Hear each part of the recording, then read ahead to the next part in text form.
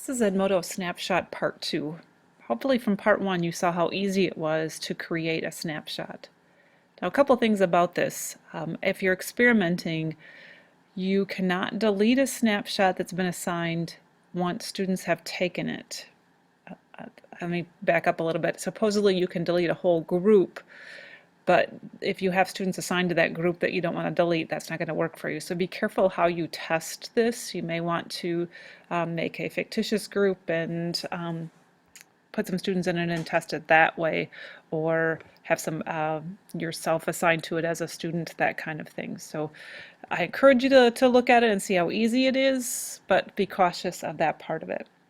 Also, this is designed to measure student progress, and this is not for grading purposes. So students will not be able to see their results. They will be able to see whether they've met the standard or not, but not specific results. So some teachers are using this as a communication tool with students. They might call a student over and show them the information on a one-to-one basis, but it's not something that they can, assess a grade on it.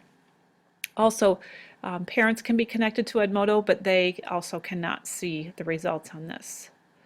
If you have a co-teacher can see results. They can't assign the snapshot, but they can see the results.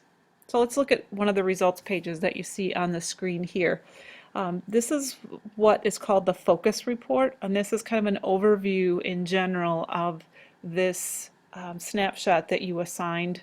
And again, this one happens to be math at 7th grade proficiency for this part of it. And here you can see the 43 students is how many students are assigned to this, and then the green is who has met this, and the orange is who is borderline and behind. So you can kind of tell that way. And then this is your progress through the standards. So of 17 standards, how far along are you? How many have you covered for the 7th grade math? Now here they nicely put opportunities and suggestions. These are your 3 standards with the most room for improvement. So it's kind of putting those up front and center so you can see how those work. Now, as I told you in the last video, that every standard has 4 questions. If a student gets 4 out of 4, they meet the standard. If they get 3 out of 4, it's a borderline. If they get 0, 1, or 2, they're behind. Okay? Or it can mark it as incomplete, meaning they haven't even done that yet.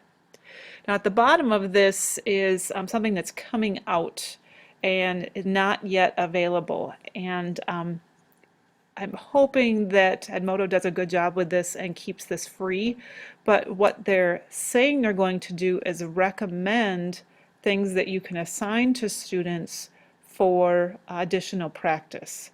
So if there's something in the standard that they got wrong and they needed to work on that in order to pass the standard, you could assign one of these things to it. What I think they might be doing, and if you notice this one says free and this one doesn't, in order to recoup their costs on this because the snapshot is free, they may be suggesting some of these things that are not free, which again, we can take or leave those and still use the free service on there. Now this screen is showing you again an overall of your students, and in this particular case it is showing each student, and for each student it shows you their standards. So this is reading literature, reading informational text, writing, and language. And if they have met the standard, it would be green. If they're borderline, it's yellow, and the gray is incomplete. So some of these things might not even have been assigned yet. So this is how you can look at a specific class and then where they are with their standards on here.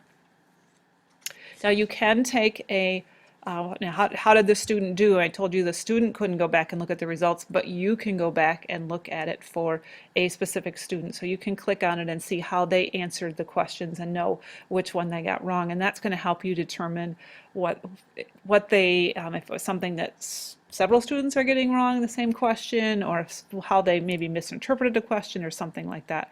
So this is where if you wanted the student to see the results, you had that one-on-one conference and let them see on your computer how they did on that particular example. So this would be one that they had gotten incorrect, and we'll tell them how they marked it and then what the correct answer was. That can be helpful for the teacher. This one is looking at the standards in general here and telling you how the group is doing for those. So for example, reading informational text in the first standard, you have quite a few of these that are meeting them. The yellow is borderline and the red is behind on this. Okay, so it's giving you progress on that part of it.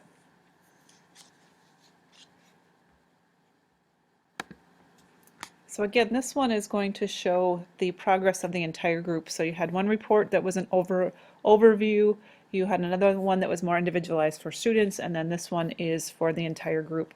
Now you can, in the real report, you can actually put your cursor on the colored band and it will tell you which students fall into those particular categories, which is helpful.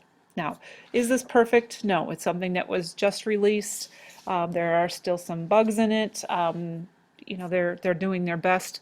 Edmodo is really good about wanting to hear if you're having problems, so you can click on their support and type in your questions or problems, and especially if you have a weird thing going on your screen and you want to do a screenshot of that, send it to them.